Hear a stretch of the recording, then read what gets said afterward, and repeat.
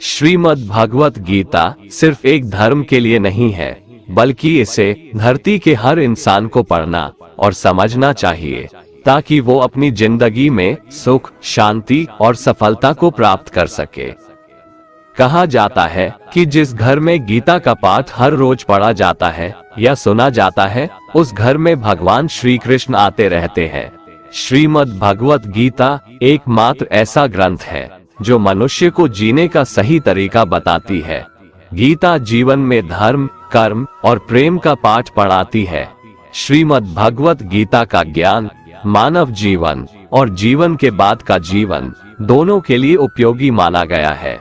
गीता संपूर्ण जीवन दर्शन है और इसका अनुसरण करने वाला व्यक्ति सर्वश्रेष्ठ होता है। श्रीमद् भगवत गीता साक्षात भगवान की दिव्य वाणी है। इसकी महिमा अपार है, अपरिमित है। उसका यथार्थ में वर्णन कोई नहीं कर सकता।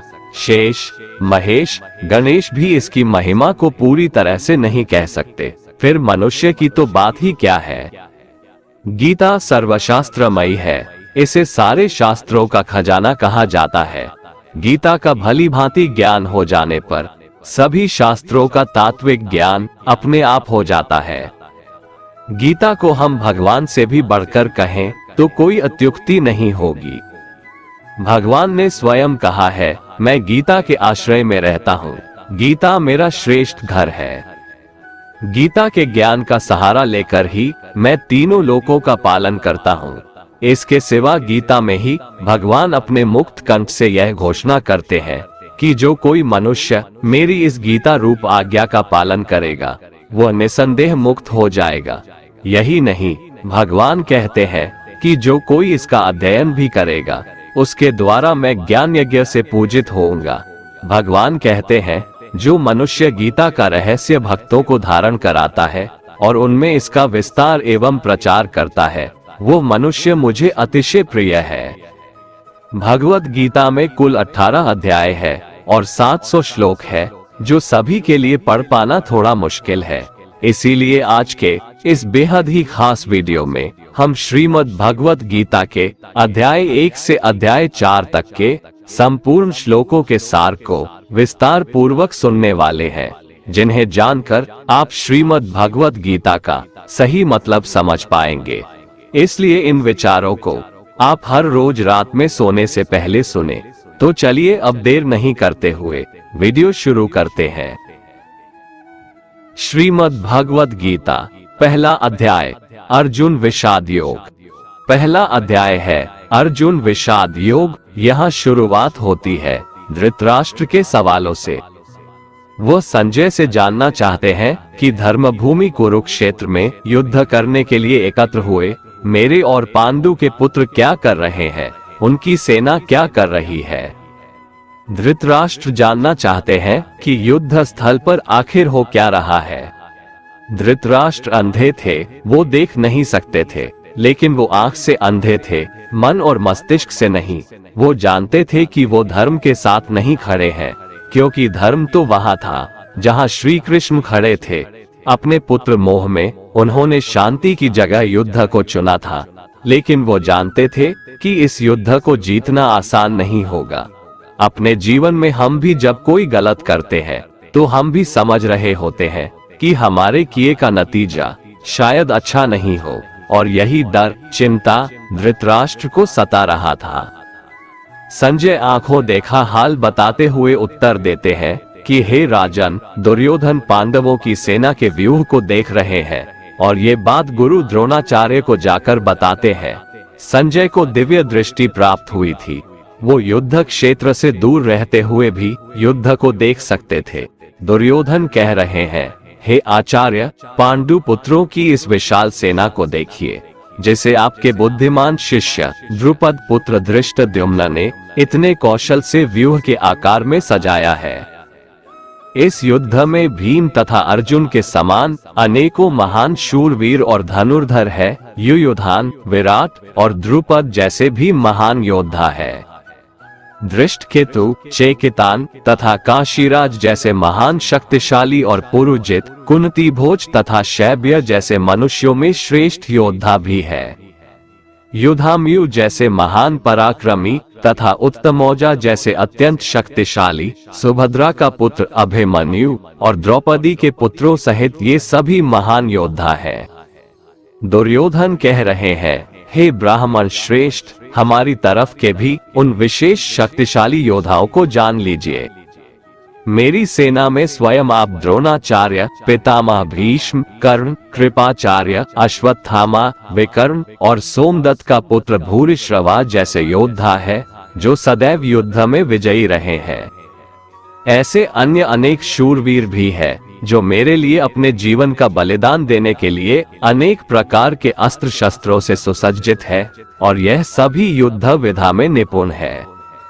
इस प्रकार भीष्म पितामह द्वारा अच्छी प्रकार से संरक्षित हमारी सेना की शक्ति असीमित है, किंतु भीम द्वारा अच्छी प्रकार से संरक्षित होकर भी पांडवों की सेना की शक्ति सीमित है। अतः सभी मोर्चों पर अपनी अपनी जगह स्थित रहकर आप सभी निश्चित रूप से भीष्म पितामह की सभी ओर से सहायता करें। संजय धृतराष्ट्र को बताते हुए कहते हैं कि हे राजन, तब कुरुवंश के वयोवृद्ध परम प्रतापी पितामह भीष्म ने दुर्योधन के हृदय में हर्ष उत्पन्न करते हुए सिंह गर्जना के समान उच्च स्वर से शंख बजाया। तत्पश्चात अनेक शंख, नगाड़े, ढोल, मृदंग और सींग आदि बाजे अचानक एक साथ बज उठे। उनका वो शब्द बड़ा भयंकर था। तत्पश्चात दूसरी ओर से सफेद घोड़ों से युक्त उत्तम रथ पर आसीन योगेश्वर श्री कृष्ण और अर्जुन ने भी अलौकिक शंख बजाए। हृदय के सर्वस्व ज्ञाता श्री कृष्ण ने पांचजन्य नामक, अर्जुन ने देवदत्त नामक और भयानक कर्म वाले भीमसेन ने पौंड्र नामक महाशंख बजाया। हे राजन, कुंती पुत्र राजा युधिष्ठिर ने अनंतविजय नामक और नकुल तथा सहदेव ने सुघोष और मणिपुष्पक नामक शंख बजाए। श्रेष्ठ धनुष वाले काशीराज और महारथी शिखंडी एवं धृष्टद्युम्न तथा राजा विराट और कभी न हारने वाला सात्यकी, राजा द्रुपद एवं द्रौपदी के पांचों पुत्र और बड़ी भुजा वाले सुभद्रा पुत्र अभिमन्यु आदि सभी ने अलग अलग शंख बजाए। संजय कहते हैं, उस भयंकर ध्वनि ने आकाश और पृथ्वी को गुंजायमान करते हुए आपके पुत्रों के हृदय में शोक उत्पन्न कर दिया। हे राजन, इसके बाद हनुमान से अंकित पताका लगे रथ पर आसीन पांडु पुत्र अर्जुन ने धनुष उठाकर तीर चलाने की तैयारी के समय धृतराष्ट्र के पुत्रों को देखकर हृदय के सर्वस्व ज्ञाता श्री कृष्ण से प्रार्थना करते हुए कहा कि हे अच्युत, कृपा करके मेरे रथ को दोनों सेनाओं के बीच में खड़ा करें, जिससे मैं युद्ध भूमि में उपस्थित युद्ध की इच्छा रखने वालों को देख सकूं कि इस युद्ध में मुझे किन किन से एक साथ युद्ध करना है। मैं उनको भी देख सकूं जो ये राजा लोग यहाँ पर धृतराष्ट्र के दुर्बुद्धि पुत्र दुर्योधन के हित की इच्छा से युद्ध करने के लिए एकत्रित हुए हैं। संजय ने कहा, हे भरतवंशी, अर्जुन द्वारा इस प्रकार कहे जाने पर हृदय के पूर्ण ज्ञाता श्री कृष्ण ने दोनों सेनाओं के बीच में उस उत्तम रथ को खड़ा कर दिया और भीष्म पितामह, आचार्य द्रोण तथा संसार के सभी राजाओं के सामने भगवान श्री कृष्ण ने कहा कि हे पार्थ, युद्ध के लिए एकत्रित हुए इन सभी कुरु वंश के सदस्यों को देख। वहां प्रथापुत्र अर्जुन ने अपने ताऊ चाचा को, दादा परदादा को, गुरु को, मामा को, भाई को, पुत्रों को, पौत्रों को और मित्रों को देखा। कुंती पुत्र अर्जुन ने ससुरों को और शुभ चिंतकों सहित दोनों तरफ की सेनाओं में अपने ही सभी संबंधियों को देखा। तब करुणा से अभिभूत होकर शोक करते हुए अर्जुन ने कहा, हे कृष्ण, युद्ध की इच्छा वाले इन सभी मित्रों तथा संबंधियों को उपस्थित देखकर मेरे शरीर के सभी अंग कांप रहे हैं और मुख सूखा जा रहा है। मेरे हाथ से गांडीव धनुष छूट रहा है और त्वचा भी जल रही है। मेरा मन भ्रमित सा हो रहा है, इसलिए मैं खड़ा भी नहीं रह पा रहा हूँ। हे केशव, मुझे तो केवल अशुभ लक्षण ही दिखाई दे रहे हैं। युद्ध में स्वजनों को मारने में मुझे कोई कल्याण दिखाई नहीं देता है। हे कृष्ण, मैं न तो विजय चाहता हूँ और न ही राज्य और सुखों की इच्छा करता हूँ। हे गोविंद, हमें ऐसे राज्य, सुख अथवा इस जीवन से भी क्या लाभ है जिनके साथ हमें राज्य आदि सुखों को भोगने की इच्छा है। वही गुरुजन, परिवारजन, पुत्रगण, पितामह, मामा, ससुर और सारे संबंधी अपने जीवन के सभी सुखों को त्याग कर इस युद्ध भूमि में खड़े हैं। हे मधुसूदन, मैं इन सभी को मारना नहीं चाहता हूँ, भले ही यह सभी मुझे ही मार डाले। तीनों लोकों के राज्य के लिए भी मैं इन सभी को मारना नहीं चाहता, फिर पृथ्वी के लिए तो कहना ही क्या है। हे जनार्दन, धृतराष्ट्र के पुत्रों को मारकर हमें कौन सी प्रसन्नता मिलेगी, बल्कि इन आतताइयों को मारकर तो हमें पाप ही लगेगा। हे माधव, अतः मुझे धृतराष्ट्र के पुत्रों को उनके मित्रों और संबंधियों सहित मारना उचित नहीं लगता है, क्योंकि अपने ही कुटुंबियों को मारकर हम कैसे सुखी हो सकते हैं। यद्यपि लोभ के कारण इन भ्रमित चित्त वालों को कुल के नाश से उत्पन्न होने वाले दोष दिखाई नहीं देते हैं और मित्रों से विरोध करने में कोई पाप दिखाई नहीं देता है, परंतु हे जनार्दन, हम लोग तो कुल के नाश से उत्पन्न दोष को समझने वाले हैं। क्यों न हमें इस पाप से बचने के लिए विचार करना चाहिए। अर्जुन कहते हैं, कुल के नाश से सनातन कुल धर्म नष्ट हो जाते हैं तथा धर्म का नाश हो जाने पर संपूर्ण कुल में अधर्म फैल जाता है। हे कृष्ण, अधर्म अधिक बढ़ जाने से कुल की स्त्रियां दूषित हो जाती है। स्त्रियों के दूषित हो जाने पर अवांछित संतानें उत्पन्न होती है। अवांछित संतानों की वृद्धि से निश्चय ही कुल में नारकीय जीवन उत्पन्न होता है। ऐसे पतित कुलों के पितृ गिर जाते हैं, क्योंकि पिंड और जल के दान की क्रियाएं समाप्त हो जाती है। इन अवांछित संतानों के दुष्कर्मों से सनातन कुल धर्म और जाति धर्म नष्ट हो जाते हैं। हे जनार्दन, जिनका कुल धर्म नष्ट हो गया है, ऐसे मनुष्यों को अनिश्चित काल तक नरक में रहना पड़ता है, ऐसा हम सुनते आए हैं। कितने आश्चर्य की बात है कि हम लोग बुद्धिमान होकर भी महान पाप करने को तैयार हो गए हैं, जो राज्य और सुख के लोभ से अपने प्रियजनों को मारने के लिए आतुर हो गए हैं। यदि मुझ शस्त्र रहित विरोध न करने वाले को धृतराष्ट्र के पुत्र हाथ में शस्त्र लेकर युद्ध में मार डाले तो भी इस प्रकार मरना मेरे लिए अधिक श्रेयकर होगा। संजय ने कहा, इस प्रकार शोक से संतप्त हुआ मन वाला अर्जुन युद्ध भूमि में ये कहकर बाणों सहित धनुष को त्याग कर रथ के पिछले भाग में बैठ गया। और इस प्रकार श्रीमद् भगवत गीता के श्री कृष्ण अर्जुन संवाद में अर्जुन विषाद योग नाम का पहला अध्याय समाप्त हुआ। श्रीमद् भगवत गीता अध्याय 2 सांख्य योग। जय श्री कृष्ण। दोस्तों, पहले अध्याय में आपने सुना कि किस प्रकार दुर्योधन की सेना में अपने रिश्तेदारों, गुरुजनों को देखकर अर्जुन के पैर कांपने लगे। युद्ध में अपने कुल के नाश का डर अर्जुन को सताने लगा। शोक से संतप्त हुआ मन वाला अर्जुन युद्ध भूमि में बाणों सहित धनुष को त्याग कर रथ के पिछले भाग में बैठ गया। अब श्री भगवान उसका उत्तर देंगे और इस अध्याय का नाम है सांख्य योग। अब यहाँ से शुरुआत होती है उस ज्ञान की जिसके लिए भगवत गीता दुनिया का सबसे महानतम ग्रंथ है और ज्ञान का भंडार माना जाता है। संजय धृतराष्ट्र से कहते हैं कि हे राजन, उस प्रकार करुणा से व्याप्त और आंसुओं से पूर्ण तथा व्याकुल नेत्रों वाले शोकयुक्त उस अर्जुन के प्रति भगवान श्री कृष्ण ने यह वचन कहा। श्री भगवान बोले, हे अर्जुन, तुझे इस असमय में यह मोह किस हेतु से प्राप्त हुआ? क्योंकि न तो ये श्रेष्ठ पुरुषों द्वारा आचरित है, न स्वर्ग को देने वाला है और न ही कीर्ति को बढ़ाने वाला है। भगवान यहाँ अर्जुन से पूछते हैं कि हे अर्जुन, जबकि अब युद्ध शुरू होने वाला है, ऐसी अवस्था में बुद्धिमान होते हुए भी तुम्हारे अंदर ऐसा मोह कहाँ से आ गया? इसलिए हे अर्जुन, नपुंसकता को मत प्राप्त हो, तुझ में यह उचित नहीं जान पड़ती है। हृदय की तुच्छ दुर्बलता को त्याग कर युद्ध के लिए खड़ा हो जा।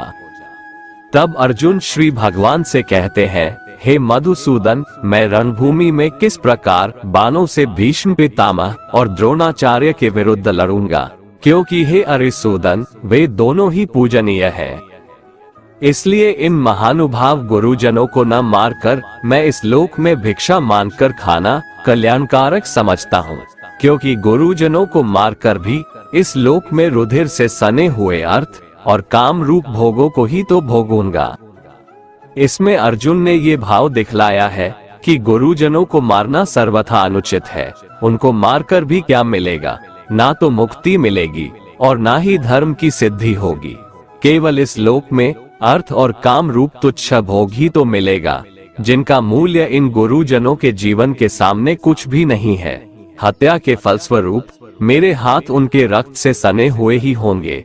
इसलिए ऐसे भोगों को प्राप्त करने के लिए गुरुजनों का वध करना कदापि उचित नहीं है। हम ये भी नहीं जानते कि हमारे लिए युद्ध करना और न करना इन दोनों में से कौन सा श्रेष्ठ है, अथवा ये भी नहीं जानते कि उन्हें हम जीतेंगे या हमको वे जीतेंगे। और जिनको मारकर हम जीना भी नहीं चाहते, वे ही हमारे आत्मीय धृतराष्ट्र के पुत्र हमारे मुकाबले में खड़े हैं। इसलिए मैं आपसे पूछता हूँ कि जो साधन निश्चित कल्याणकारक हो वह मेरे लिए कहिए, क्योंकि मैं आपका शिष्य हूँ। इसलिए मुझको शिक्षा दीजिए, क्योंकि भूमि में निष्कंटक धन धान्य संपन्न राज्य को और देवताओं के स्वामी पने को प्राप्त होकर भी मैं उस उपाय को नहीं देखता हूँ जो मेरी इंद्रियों के सुखाने वाले शोक को दूर कर सके। इसमें अर्जुन ने ये भाव दिखलाया है कि युद्ध में विजय पा लेने पर ज्यादा से ज्यादा मैं इस पृथ्वी पर राज्य प्राप्त कर लूंगा, परंतु यदि मुझे देवताओं का आधिपत्य भी मिल जाए तो भी वह मेरे इंद्रियों को सुखा देने वाले शोक को दूर करने में समर्थ नहीं है। इसलिए मुझे कोई ऐसा उपाय बताएं जो मेरी इंद्रियों को सुखाने वाली शोक को दूर करके मुझे सदा के लिए सुखी बना दे। संजय धृतराष्ट्र से कहते हैं, हे राजन, निद्रा को जीतने वाले अर्जुन अंतर्यामी श्री कृष्ण महाराज के प्रति इस प्रकार कहकर फिर श्री गोविंद भगवान से कहकर कि युद्ध नहीं करूंगा और चुप हो गए। हे भरतवंशी धृतराष्ट्र, अंतर्यामी श्री कृष्ण महाराज दोनों सेनाओं के बीच में शोक करते हुए उस अर्जुन को हंसते हुए यह वचन बोले। श्री भगवान बोले, हे अर्जुन, तू न शोक करने योग्य मनुष्यों के लिए शोक करता है और पंडितों जैसे वचनों को कहता है, परंतु जिनके प्राण चले गए हैं उनके लिए और जिनके प्राण अभी नहीं गए हैं उनके लिए भी पंडित जन शोक नहीं करते। न तो ऐसा ही है कि मैं किसी काल में नहीं था, तू नहीं था, अथवा ये राजा लोग नहीं थे, और न ऐसा ही है कि इससे आगे हम सब नहीं रहेंगे। जिस प्रकार जीवात्मा की इस देह में बालकपन, जवानी और वृद्धावस्था होती है, वैसे ही मरने के बाद नए शरीर की प्राप्ति होती है। उस विषय में धीर पुरुष मोहित नहीं होता। इसमें श्री भगवान के कहने का भाव है कि जिस प्रकार बालकपन, जवानी और बुढ़ापा ये अवस्थाएं आत्मा की नहीं होती है, स्थूल शरीर की होती है और आत्मा में उनका आरोप किया जाता है, ठीक उसी प्रकार एक शरीर से दूसरे शरीर में आना जाना भी वास्तव में आत्मा का नहीं होता, सूक्ष्म शरीर का ही होता है और उसका आरोप आत्मा में किया जाता है। इसलिए इस तत्व को नहीं जानने वाले अज्ञानी जन ही मरने वाले का शोक करते हैं। धीर पुरुष ऐसा नहीं करते, क्योंकि उनकी दृष्टि में आत्मा का शरीर से कोई संबंध नहीं है, इसलिए तुम्हारा शोक करना उचित नहीं है। हे कुंती पुत्र, सर्दी, गर्मी और सुख दुख को देने वाले इंद्रिय और विषयों के संयोग तो उत्पत्ति विनाशशील और अनित्य है, इसलिए हे भारत तू उनको सहन कर। इसमें श्री भगवान के कहने का भाव है कि सर्दी, गर्मी, सुख दुख ये सब इंद्रियों के विकार है, इसलिए उसे क्षण भंगुर और अनित्य समझ और शोक मत कर। क्योंकि हे पुरुष श्रेष्ठ, दुख सुख को समान समझने वाले जिस धीर पुरुष को ये इंद्रिय और विषयों के संयोग व्याकुल नहीं करते, वह मोक्ष के योग्य होता है। दोस्तों, हमारे जीवन में भी दुख आने पर हम दुखी हो जाते हैं, जबकि ज्ञानी पुरुष जानता है कि अगर दुख घर में प्रवेश किया है तो सुख भी जरूर दरवाजे पर ही खड़ा होगा। इसलिए जो मनुष्य किसी भी विषम परिस्थिति से व्याकुल नहीं होता, वैसा ज्ञानी मनुष्य परमात्मा की प्राप्ति का पात्र बन जाता है। असत वस्तु की सत्ता नहीं है और सत का अभाव नहीं है। इस प्रकार इन दोनों का ही तत्वज्ञानी पुरुषों द्वारा देखा गया है। इसमें भगवान श्री कृष्ण का भाव है कि असत अर्थात शरीर, इंद्रिय की कोई सत्ता यानी भाव नहीं है। इसलिए अपने स्वजनों के शरीर की नाश की आशंका से शोक करना अनुचित है। सत का भाव यहाँ परमात्मा से है। परमात्मा सर्वव्यापी है, अखंड और निर्विकार है। इसलिए यदि तुम आत्मरूप से अपने स्वजनों के नाश की आशंका करके शोक करते हो, तो भी तुम्हारा शोक करना उचित नहीं है। नाश रहित तो तू उसको जान जिससे ये संपूर्ण जगत दृश्य वर्ग व्याप्त है। इस अविनाशी का विनाश करने में कोई भी समर्थ नहीं है। श्री भगवान कहते हैं, परमात्मा का कोई भी नाश नहीं कर सकता, इसीलिए परमात्मा ही सत है। उस नाश रहित अप्रमेय नित्य स्वरूप जीवात्मा के ये सब शरीर नाशवान कहे गए हैं। इसलिए हे भारतवंशी अर्जुन, तू युद्ध कर। यहाँ श्री कृष्ण का भाव है कि जब ये बात सिद्ध हो चुकी है कि शरीर नाशवान है, उनका नाश अनिवार्य है और आत्मा नित्य है, उसका कभी नाश नहीं होता, तो युद्ध करने में शोक का कोई कारण ही नहीं है। जो इस आत्मा को मारने वाला समझता है तथा जो इसको मरा मानता है, वे दोनों ही नहीं जानते, क्योंकि यह आत्मा वास्तव में न तो किसी को मारता है और न किसी के द्वारा मारा जाता है। यहाँ श्री भगवान का भाव है कि स्थूल शरीर से सूक्ष्म शरीर के वियोग को मरना कहते हैं, इसलिए मरने वाला स्थूल शरीर है।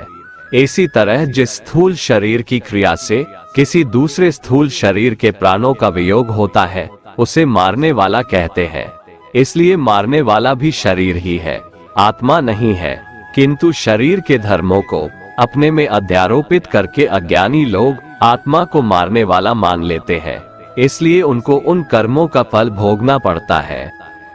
यह आत्मा किसी काल में भी न तो जन्मता है और न मरता ही है, तथा न यह उत्पन्न होकर फिर होने वाला ही है, क्योंकि यह अजन्मा, नित्य, सनातन और पुरातन है। शरीर के मारे जाने पर भी यह नहीं मारा जाता।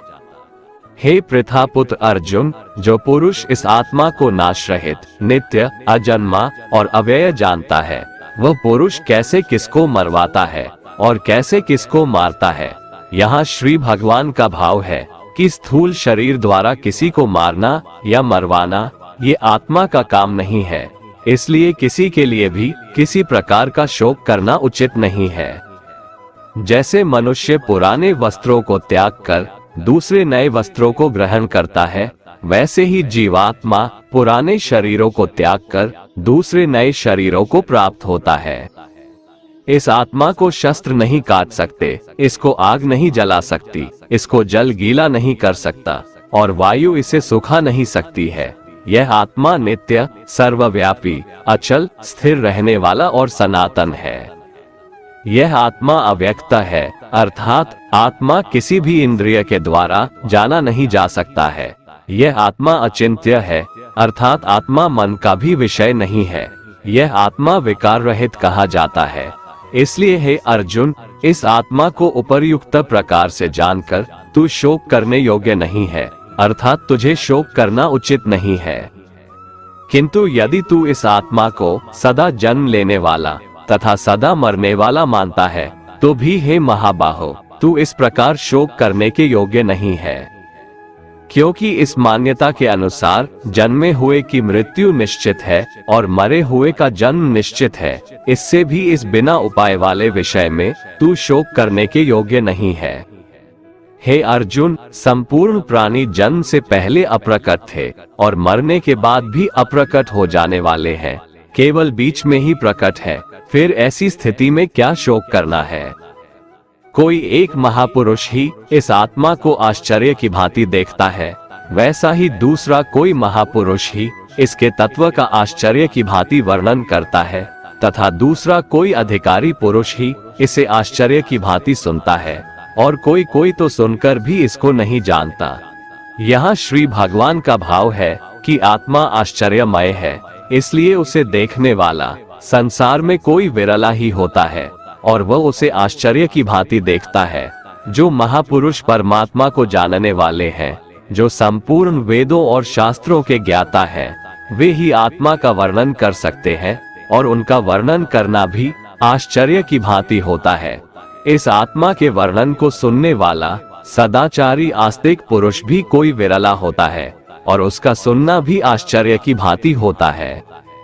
हे अर्जुन, यह आत्मा सबके शरीरों में सदा ही अवध्य है, इसका कभी नाश नहीं हो सकता। इस कारण संपूर्ण प्राणियों के लिए तू शोक करने के योग्य नहीं है, तथा अपने धर्म को देखकर भी तू शोक करने के योग्य नहीं है, अर्थात तुझे भय नहीं करना चाहिए, क्योंकि क्षत्रिय के लिए धर्म युक्त युद्ध से बढ़कर दूसरा कोई कल्याणकारी कर्तव्य नहीं है। हे पार्थ, अपने आप प्राप्त हुए और खुले हुए स्वर्ग के द्वार रूपी इस प्रकार के युद्ध को भाग्यवान क्षत्रिय लोग ही पाते हैं। किंतु यदि तू इस धर्मयुक्त युद्ध को नहीं करेगा तो स्वधर्म और कीर्ति को खोकर पाप को प्राप्त होगा, तथा सब लोग अनंत काल तक तेरी अपकीर्ति की चर्चा करेंगे और माननीय पुरुष के लिए अपकीर्ति मरण से भी बढ़कर है। और जिनकी दृष्टि में तू पहले बहुत सम्मानित होकर अब लघुता को प्राप्त होगा, वे महारथी लोग तुझे भय के कारण युद्ध से हटा हुआ मानेंगे। तेरे वैरी लोग अर्थात तुम्हारे शत्रुगण तेरे सामर्थ्य की निंदा करते हुए तुझे बहुत से न कहने योग्य वचन भी कहेंगे, उससे अधिक दुख और क्या होगा। या तो तू युद्ध में मारा जाएगा और स्वर्ग को प्राप्त होगा, अथवा संग्राम में जीतकर पृथ्वी का राज्य भोगेगा। इस कारण हे अर्जुन, तू युद्ध के लिए निश्चित करके खड़ा हो जा। जय पराजय, लाभ हानि और सुख दुखों को समान समझकर युद्ध के लिए तैयार हो जा। इस प्रकार युद्ध करने से तू पाप को नहीं प्राप्त होगा। हे पार्थ, ये बुद्ध भी तेरे लिए ज्ञान योग के विषय में कही गई, और अब तू इसको कर्म योग के विषय में सुन। जिस बुद्धि को जानकर तू कर्मों के बंधन को भली भांति त्याग देगा, अर्थात सर्वथा नष्ट कर डालेगा।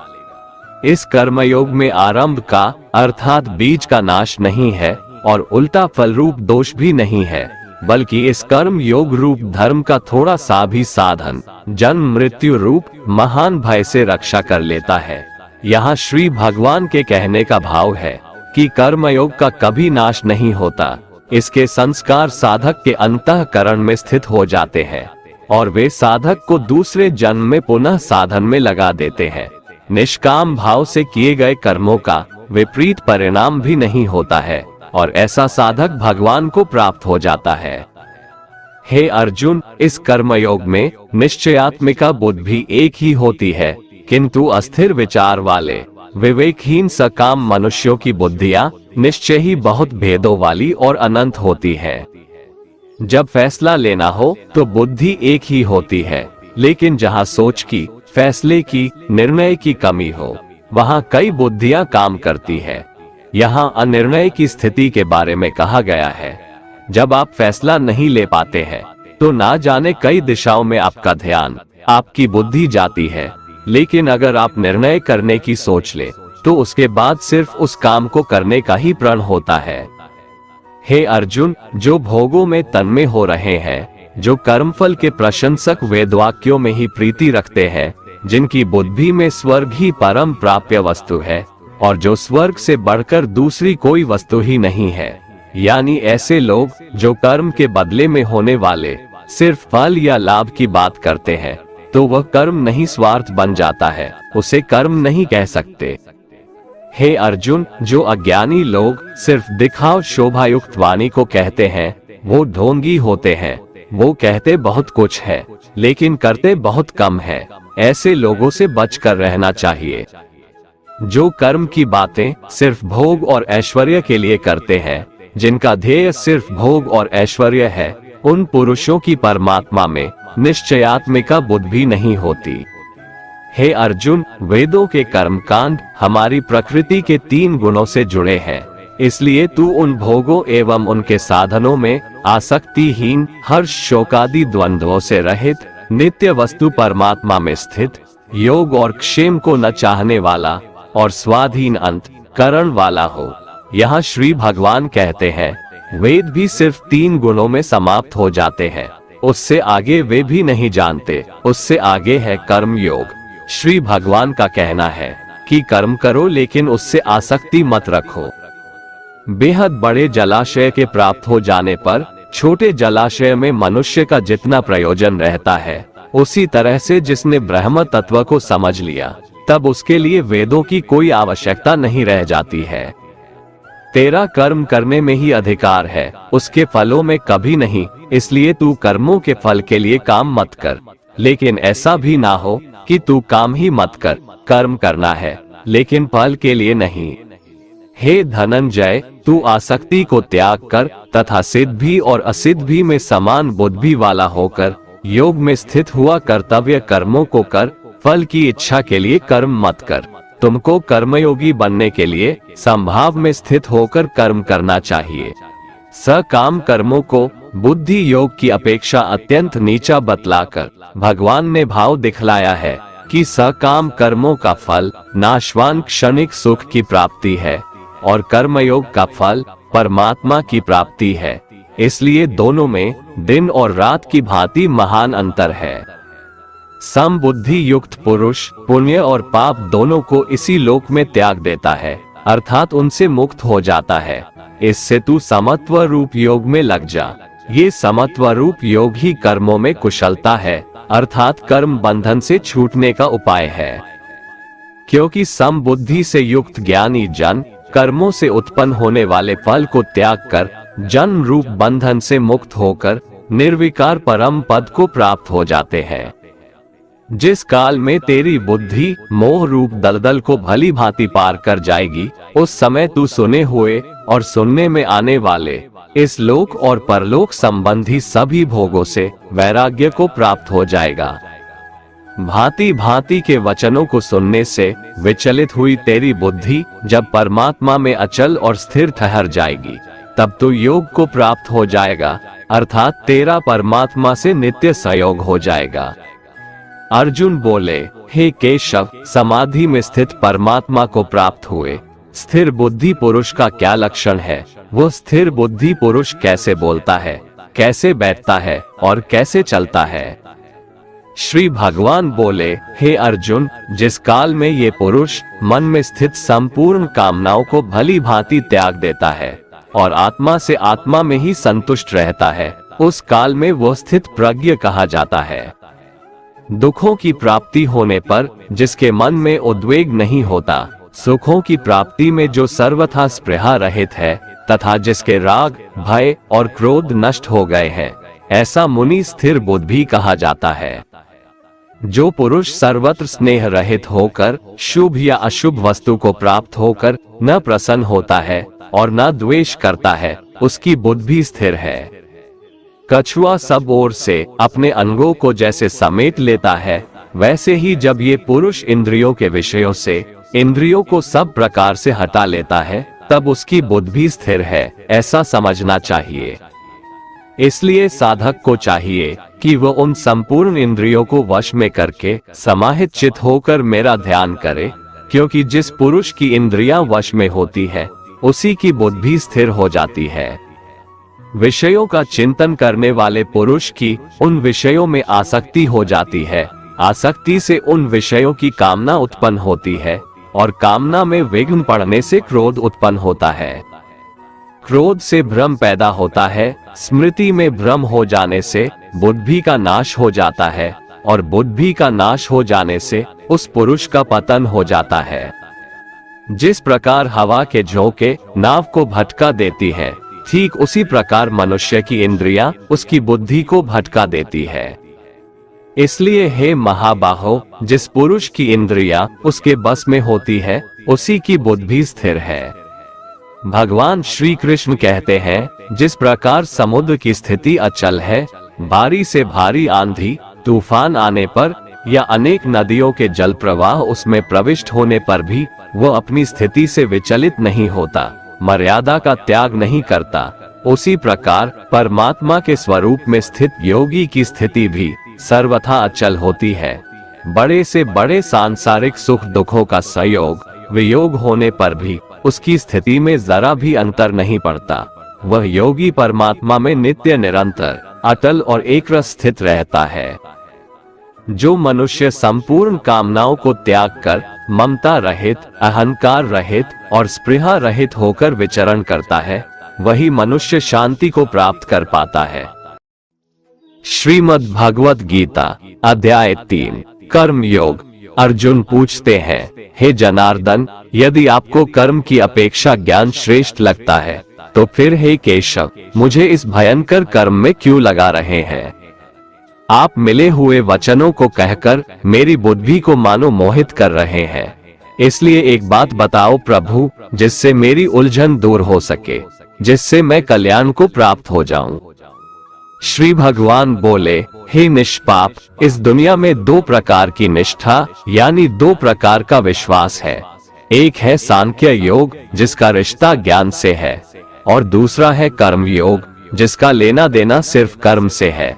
अपनी इंद्रियों को वश में कर परमात्मा में ध्यान लगाना ज्ञान योग से होता है, और इसको कहते हैं संन्यास या सांख्य योग। और दूसरा होता है कर्म योग, मतलब निष्काम कर्म करके फल में आसक्ति ना रखना। मनुष्य न तो कर्मों का आरंभ किए बिना निष्कर्मता को यानी योग निष्ठा को प्राप्त होता है, और न कर्मों के केवल त्याग मात्र से सिद्धि यानी सांख्य निष्ठा को ही प्राप्त होता है। अर्थात कर्म को छोड़ देने से या उसे त्याग देने से न तो कोई सन्यासी बन सकता है और न ही कोई कर्मयोगी बन सकता है। निसंदेह कोई भी मनुष्य किसी भी काल में क्षण मात्र भी बिना कर्म किए नहीं रहता, क्योंकि सारा मनुष्य समुदाय कर्म करने के लिए ही पैदा हुआ है। बिना कर्म किए कोई रह नहीं सकता है। जो मंदबुद्धि मनुष्य सिर्फ दिखावे के लिए कहता है कि उसने समस्त इंद्रियों को वश में कर लिया है, परंतु वह मन ही मन उन इंद्रियों के विषयों का चिंतन करता रहता है, वह मनुष्य मिथ्याचारी अर्थात दंभी कहा जाता है। किंतु हे अर्जुन, जो पुरुष मन से इंद्रियों को वश में करके अनासक्त हुआ समस्त इंद्रियों द्वारा कर्मयोग का आचरण करता है, वही श्रेष्ठ है, अर्थात वही कर्म योगी है। तू शास्त्र विहित कर्तव्य कर्म कर, क्योंकि कर्म न करने की अपेक्षा कर्म करना श्रेष्ठ है, तथा कर्म न करने से तेरा शरीर निर्वाह भी नहीं सिद्ध होगा। अर्थात तू सिर्फ अपने कर्तव्यों का पालन कर, क्योंकि कर्म नहीं करने से तेरा जन्म लेना भी बेकार हो जाएगा। हे अर्जुन, तू यज्ञ समझकर अपना कर्म कर। जिस प्रकार यज्ञ समाज और प्रजा की भलाई के लिए किया जाता है, उसी तरह तू इस युद्ध को यज्ञ समझकर अर्थात अपना कर्तव्य समझकर कर्म कर। प्रजापति ब्रह्मा ने इस दुनिया की शुरुआत में यज्ञ को रचकर अपनी जनता को कहा कि तुम लोग इस यज्ञ के द्वारा वृद्धि को प्राप्त हो, और यह यज्ञ तुम लोगों को इच्छित भोग प्रदान करने वाला हो। यज्ञ एक तरीके से हमें रास्ता दिखाता है, हमें कर्म करना सिखाता है। ब्रह्मा कहते हैं कि यज्ञ के द्वारा देवताओं को खुश करना चाहिए, और फिर वे देवता खुश हो करके हम सबकी भलाई करेंगे। इस प्रकार निस्वार्थ भाव से एक दूसरे को उन्नत करते हुए तुम लोग परम कल्याण को प्राप्त हो जाओगे। यज्ञ करके जब आप देवताओं की पूजा करते हैं, तो वो बिना मांगे ही आपकी सारी इच्छाओं को पूरा कर देते हैं। लेकिन जो यज्ञ नहीं करता, उस यज्ञ से देवताओं को प्रणाम नहीं करता, लेकिन फिर भी अपनी इच्छाओं को पूरा करना चाहता है, उसे चोर समझना चाहिए। अर्थात बिना कर्म किए कोई चाहता है कि उसे सब कुछ मिल जाए, तो उसे चोर ही तो समझना चाहिए। यज्ञ से बचे हुए अन्न को खाने वाले श्रेष्ठ पुरुष सब पापों से मुक्त हो जाते हैं, और जो पापी लोग अपना शरीर पोषण करने के लिए ही अन्न पकाते हैं, वे तो पाप को ही खाते हैं। अर्थात जो लोग ईश्वर को याद किए बिना अपने जिंदा रहने में ही लगे रहते हैं, उन्हें चोर समझना चाहिए। अगर अन्न खत्म हो जाए तो सब खत्म हो जाएंगे। संपूर्ण प्राणी अन्न से उत्पन्न होते हैं। अन्न की उत्पत्ति वृष्टि से होती है, यानी कि बारिश, और बारिश यज्ञ से होती है, और यज्ञ कर्मों से होते हैं, और कर्म की उत्पत्ति वेद से, हमारी संस्कृति का सारा ज्ञान वेद से ही तो आया है और वेद परम पिता परमात्मा से उत्पन्न हुआ है। इससे सिद्ध होता है कि यज्ञ और ईश्वर में सीधा संबंध है। हे पार्थ, जो पुरुष परंपरा से नहीं चलता, सृष्टि चक्र के नियमों का पालन नहीं करता, अर्थात अपने कर्तव्य का पालन नहीं करता, वह इंद्रियों के द्वारा भोगों को भोगने वाला पापी पुरुष व्यर्थ ही जीता है। परंतु जो मनुष्य आत्मा में ही रमण करने वाला और आत्मा में ही तृप्त तथा आत्मा में ही संतुष्ट हो, उसके लिए कोई कर्तव्य नहीं है। आत्मा का मतलब यहाँ सबसे बड़ा सच है, और जो सत्य को समझता है, सत्य में ही खुश होकर सत्य में ही रहता है, उसके लिए कोई कर्तव्य नहीं है। लेकिन ऐसा कोई लाखों करोड़ों में एक होता है।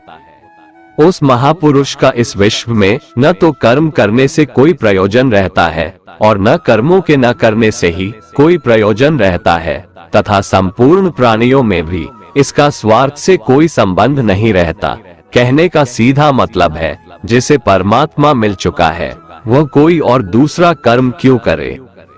इसलिए तू निरंतर आसक्ति से रहित होकर, अर्थात अपनी इच्छा को त्याग कर सदा कर्तव्य कर्म को भली भांति करता रहे, क्योंकि आसक्ति से रहित होकर कर्म करता हुआ मनुष्य परमात्मा को प्राप्त हो जाता है।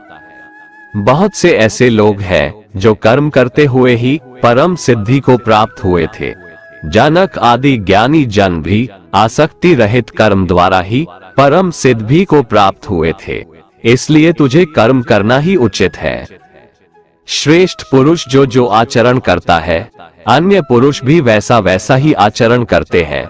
वो जो कुछ प्रमाण देता है, समस्त मनुष्य समुदाय उन्हीं के पद चिन्हों पर अपने रास्ते चुनता है।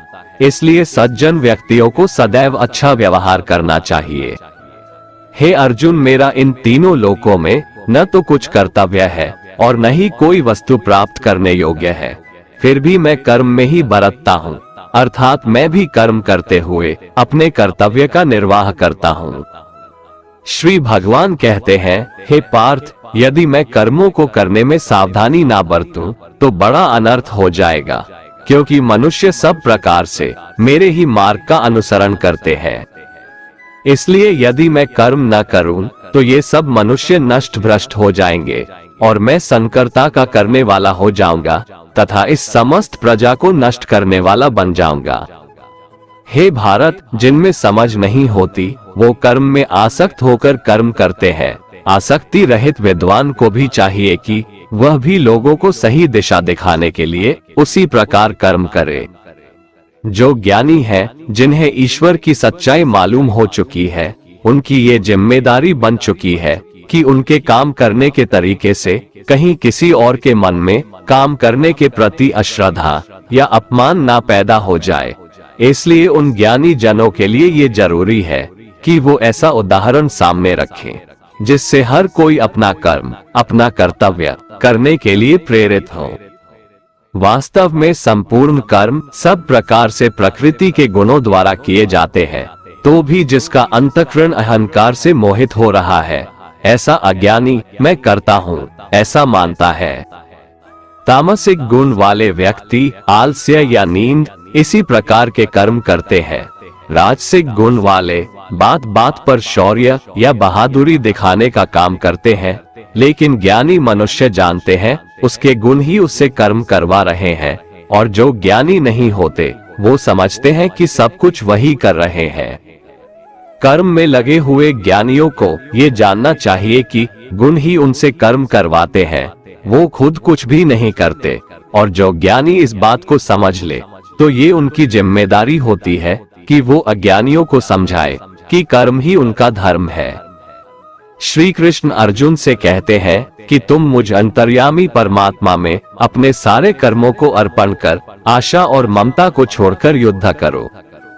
जो कोई मनुष्य दोष दृष्टि से रहित और श्रद्धा युक्त होकर मेरे इस मत का सदा अनुसरण करते हैं, वे भी संपूर्ण कर्मों से छूट जाते हैं।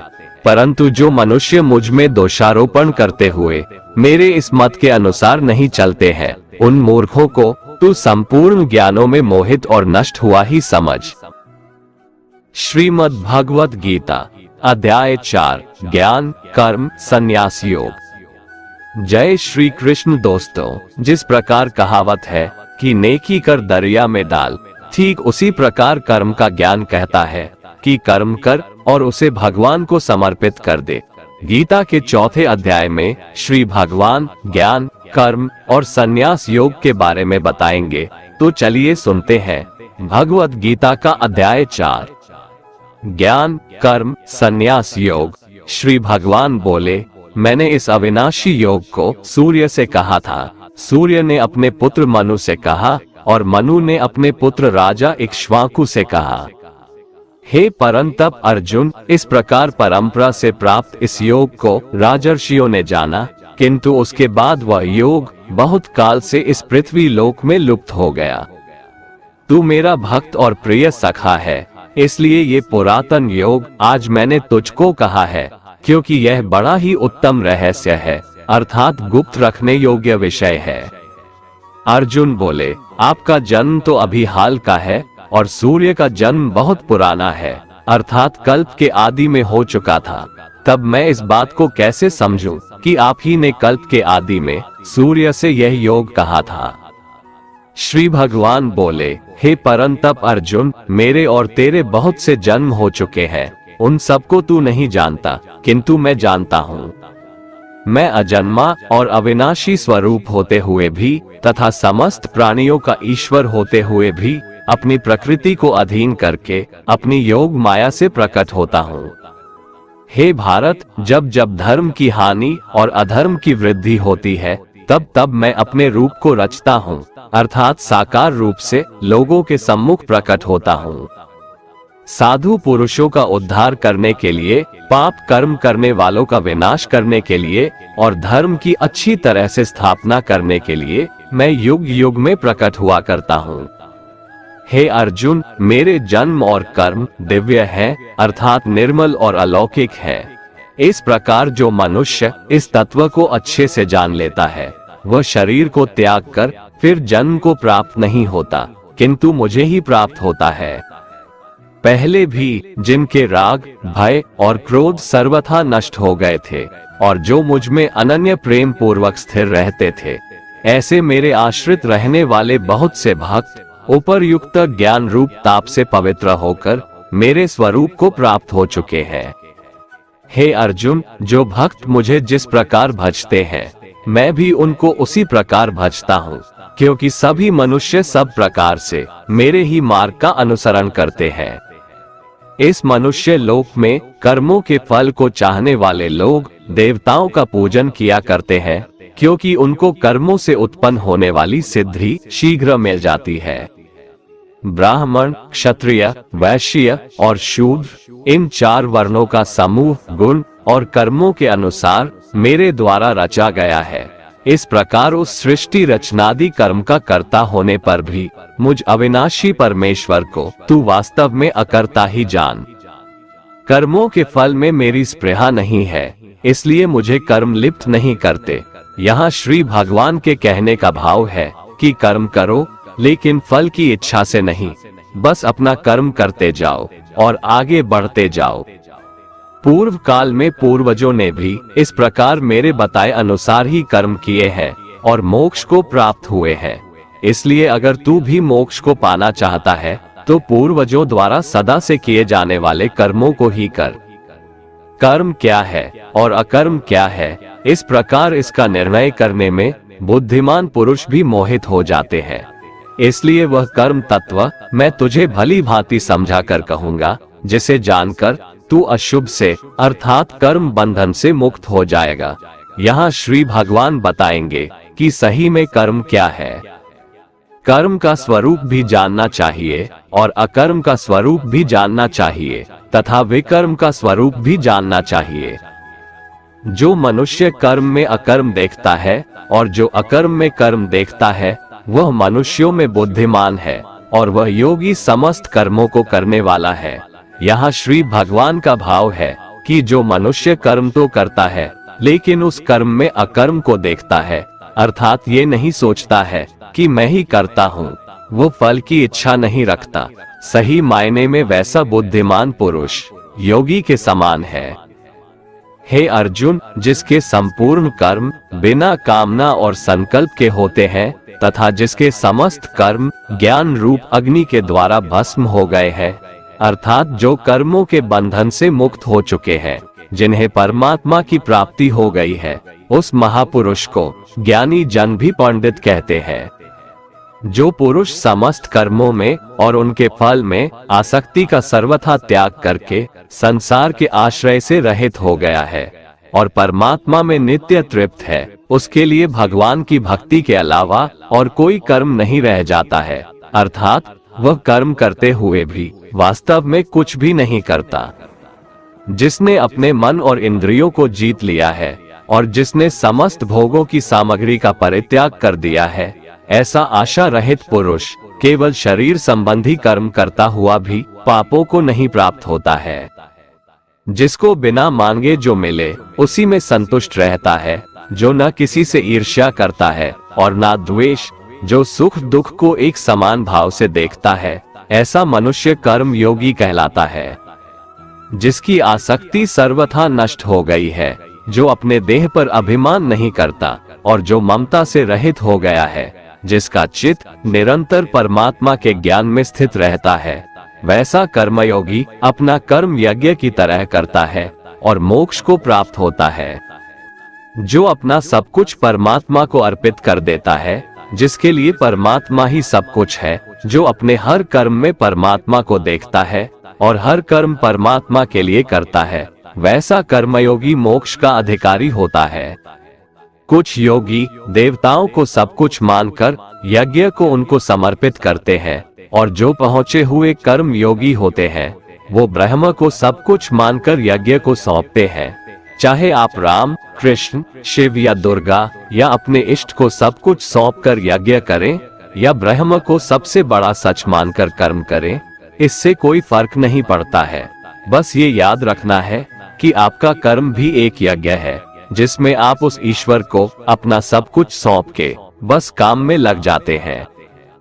जो योगी होते हैं वो अपने संयम की आग में अपने इंद्रियों को अर्थात अपनी इच्छाओं को डालकर भस्म कर देते हैं, और जो योगी नहीं होते हैं वो ठीक इसका उल्टा करते हैं। वो अपना सब कुछ इन इंद्रियों में भस्म कर देते हैं, अर्थात अपने इंद्रियों का गुलाम बन जाते हैं। अपनी इंद्रियों को वश में करने का सबसे बड़ा तरीका है ज्ञान। ज्ञान से ही योगी लोग अपने मन को नियंत्रण में करते हैं। जब भी कोई बुरा विचार आता है तो उनका ज्ञान ही उसे बताता है कि उनका लक्ष्य ये नहीं है। कई पुरुष द्रव्य संबंधी यज्ञ करने वाले हैं, कितने ही तपस्या रूप यज्ञ करने वाले हैं, तथा दूसरे कितने ही योग रूप यज्ञ करने वाले हैं। कितने ही अहिंसादि तीक्ष्ण व्रतों से युक्त यत्नशील पुरुष स्वाध्याय रूप ज्ञान यज्ञ करने वाले हैं, इसलिए अपना यज्ञ चुनकर कर्म करें। दूसरे कितने ही योगी जन अपान वायु में प्राणवायु को हवन करते हैं, वैसे ही अन्य योगी जन प्राणवायु में अपान वायु को हवन करते हैं, तथा अन्य कितने ही नियमित आहार करने वाले प्राणायाम परायण पुरुष प्राण और अपान की गति को रोककर प्राणों को प्राणों में ही हवन किया करते हैं। ये सभी साधक यज्ञों द्वारा पापों का नाश कर देने वाले और यज्ञों को जानने वाले हैं। प्राण का अर्थ है सांस अंदर खींचना और अपान का अर्थ है सांस को छोड़ना। कौन कितना पहुंचा हुआ योगी है उसकी अलग अलग अवस्था होती है। यहाँ श्री भगवान यही समझा रहे हैं। हे कुरुश्रेष्ठ अर्जुन, यज्ञ से बचे हुए अमृत का अनुभव करने वाले योगी जन सनातन पर ब्रह्म परमात्मा को प्राप्त होते हैं, और यज्ञ न करने वाले पुरुष के लिए तो यह मनुष्य लोक भी सुखदायक नहीं है, फिर परलोक कैसे सुखदायक हो सकता है। यज्ञ करने के बाद जो बचता है उसे श्री कृष्ण अमृत बता रहे हैं, और ये अमृत सीधे भगवान तक ले जाता है। यहाँ यज्ञ को आप कर्म भी समझ सकते हैं। कर्म करने के बाद जो उसका फल हो उसे भगवान का आशीर्वाद समझ उसमें संतुष्ट होकर अपने अगले कर्म में लग जाना चाहिए। इसी प्रकार और भी बहुत तरह के यज्ञ वेद की वाणी में विस्तार से कहे गए हैं। उन सब को तू मन, इंद्रिय और शरीर की क्रिया द्वारा संपन्न होने वाला जान। इस प्रकार तत्व से जानकर उनके अनुष्ठान द्वारा तू कर्म बंधन से सर्वथा मुक्त हो जाएगा, अर्थात तू परमात्मा को प्राप्त हो जाएगा। हे परंतप अर्जुन, आहुति चढ़ाकर किए गए यज्ञ की अपेक्षा ज्ञान यज्ञ अत्यंत श्रेष्ठ है। ज्ञान यज्ञ वो है जिसमें अपनी इंद्रियों को वश में रखते हैं, अपनी सांसों पर नियंत्रण रखते हैं, कर्म तो करते हैं लेकिन फल की इच्छा नहीं रखते हैं। ये सब ज्ञान यज्ञ ही तो है।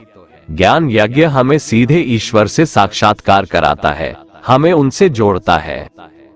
उस ज्ञान को तू तत्वदर्शी ज्ञानियों के पास जाकर समझ, उनको भली भांति दंडवत प्रणाम करने से, उनकी सेवा करने से और कपट छोड़कर सरलता पूर्वक प्रश्न करने से वे परमात्मा तत्व को भली भांति जानने वाले ज्ञानी महात्मा तुझे उस तत्व ज्ञान का उपदेश देंगे, जिसको जानकर फिर तू इस प्रकार मोह को नहीं प्राप्त होगा। तथा हे अर्जुन, उस ज्ञान को प्राप्त करके उस पर अमल करके तू परमात्मा को प्राप्त हो जाएगा।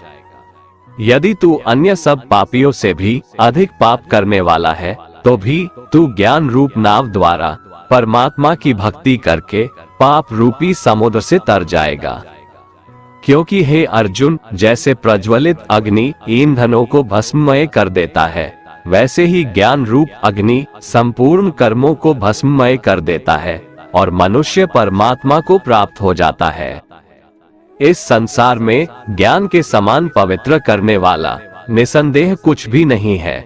उस ज्ञान को कितने ही काल से कर्मयोग के द्वारा मनुष्य अपनी मृत्यु के पश्चात अगले जन्म में अपने आप ही आत्मा में पा लेता है और वह मनुष्य फिर से कर्मयोग में लग जाता है, अर्थात ज्ञान कभी नष्ट नहीं होता है।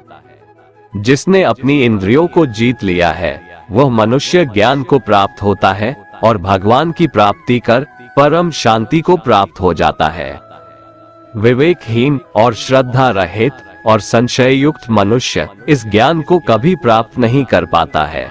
ऐसे संशय युक्त मनुष्य के लिए न ये लोक है, न परलोक है और न सुख ही है। हे धनंजय, जिसने कर्मयोगी की विधि से समस्त कर्मों को परमात्मा में अर्पण कर दिया है और जिसने विवेक द्वारा समस्त संशयों का नाश कर दिया है, ऐसे वश में किए हुए मन वाले पुरुष को कर्म नहीं बांधते और वो सीधे परमात्मा को प्राप्त होते हैं। इसलिए हे भरतवंशी अर्जुन, तू हृदय में स्थित इस अज्ञान जनित अपने संशय का विवेक ज्ञान रूप तलवार द्वारा छेदन करके समत्व रूप कर्मयोग में स्थित हो जा और युद्ध के लिए खड़ा हो जा। दोस्तों, अगर आपको हमारा ये वीडियो पसंद आया तो कमेंट में जय श्री राधे कृष्ण लिखें और ऐसे ही प्रेरणादायक वीडियो देखने के लिए हमारे चैनल को सब्सक्राइब कर लें। जय श्री राधे कृष्ण।